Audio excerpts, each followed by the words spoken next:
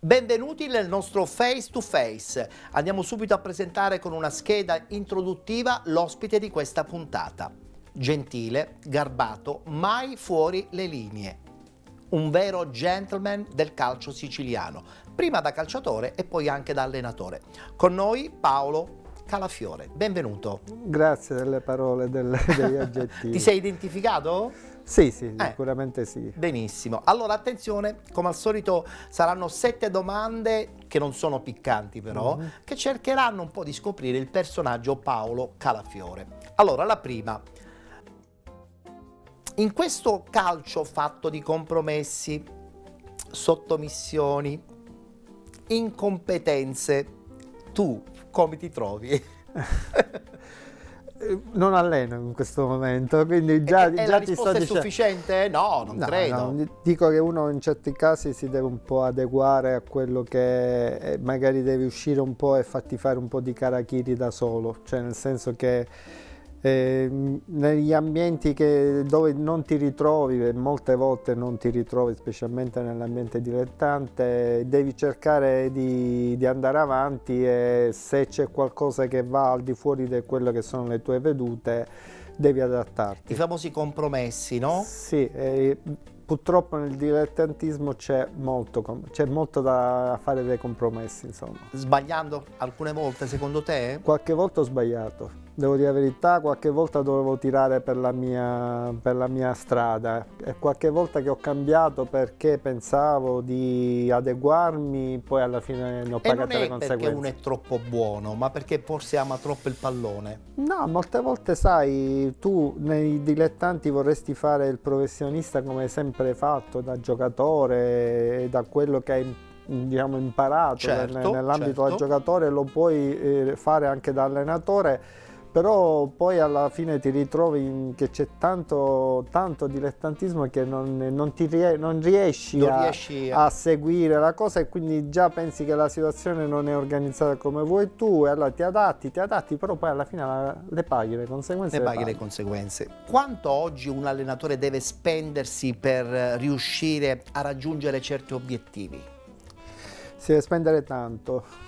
Anche come ho detto prima, dove non ti ritrovi sotto l'aspetto organizzativo devi far tu da organizzatore, cioè l'allenatore ormai non è diventato, specialmente nel dilettante, un allenatore basta.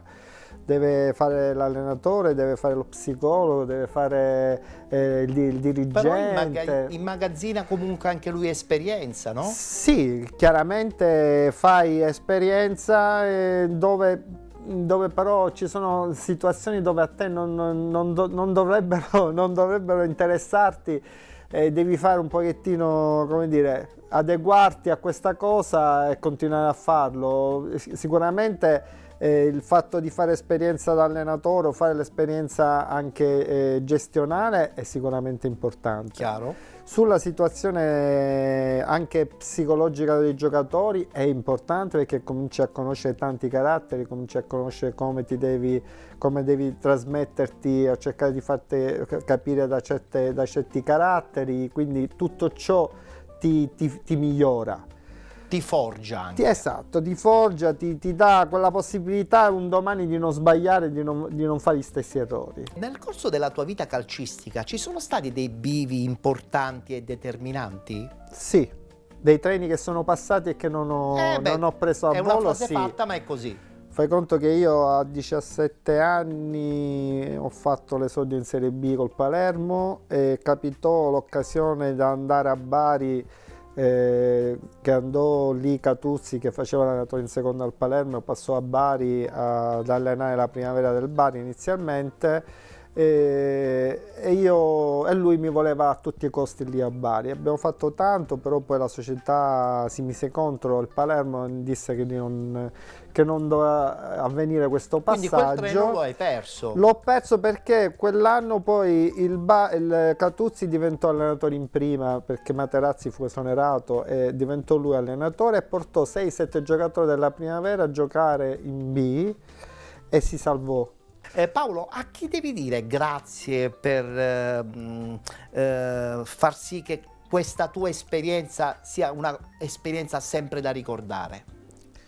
Ma io dico, devo dire grazie sicuramente a un grande maestro che è stato Zeman come allenatore, perché mi ha un po' forgiato sotto certi aspetti, sotto l'aspetto anche della professionalità, sul lavoro, su quelle che sono, diciamo, le cose importanti da portare sempre avanti.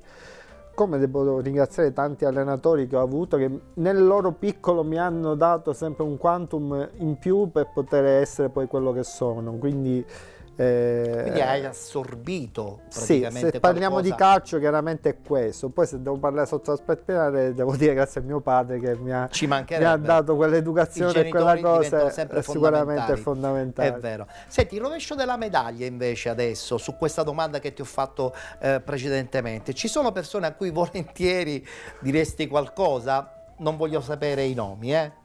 Sì, ce ne sono parecchi a cui vorrei dire tante cose, specialmente quelli che hanno avuto una faccia e poi dopo ne hanno avuto un'altra, o quelli che reputavo amici e poi alla fine mi sono risultati purtroppo delle persone poco Quindi attendibili. delusioni che hanno comunque forgiato un carattere, Sì, no? questo sì, e ti posso assicurare che nel calcio ce ne sono tante, Anche troppi direi. anche troppi.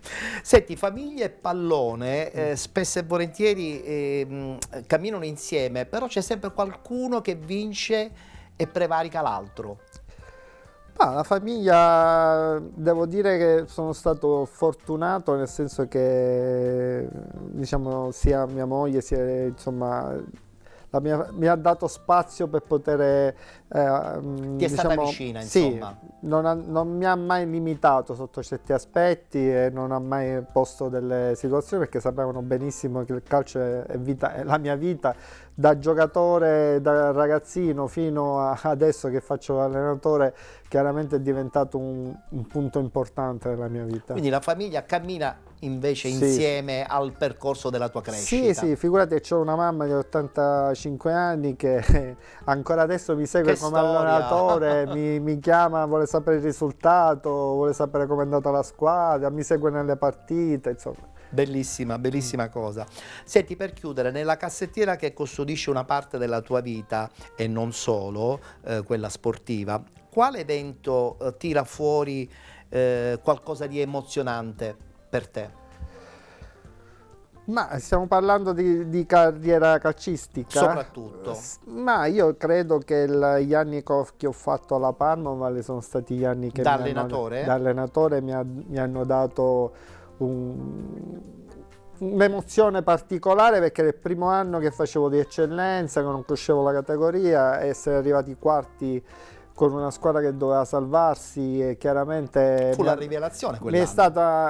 è stata diciamo la parte importante da allenatore dove c'è stato, perché io allenavo settore giovanile, da quell'anno ho cominciato a trovare questa società che ha creduto in me e mi ha fatto fare questo campionato, diciamo, E poi eri nella tua Palermo, voglio e dire. poi no? ero nella mia Palermo con una società che veramente era una famiglia sotto certi aspetti, quindi ho trovato ecco, quell'ambiente che mi ha fatto lavorare nel modo giusto, nella maniera in cui volevo io. Quindi in questa cassettiera tiri fuori quelle stagioni alla Parmonval Sì, dove sicuramente. hai cresciuto un sogno anche da Sicuramente allenatore. sì, e poi rimane l'emozione dell'esordio in Serie B, chiaramente col Palermo, ritrovarsi con la squadra della propria Chiaro. città natia a giocare una partita in Serie B, chiaramente le gambe mi tremavano inizialmente a 17 anni, poi piano piano chiaramente c'è stata la partita che ti ha portato Chiaro. un Poi pochettino c'è stata fuori. anche la parentesi del Licate che comunque va sempre Il Licate, ricordata, la no? vittoria al campionato C2, primo anno che facevamo DC, quindi è chiaro che ci sono stati degli eventi chiaramente che non potrei posizionarli. Insomma, la prima. cassettiera è piena. È abbastanza piena sotto quello che sono le soddisfazioni, come ci sono pure le insoddisfazioni, Ci quelle mancherebbe, sicuramente, ci però mancherebbe. parecchie soddisfazioni me ne sono prese.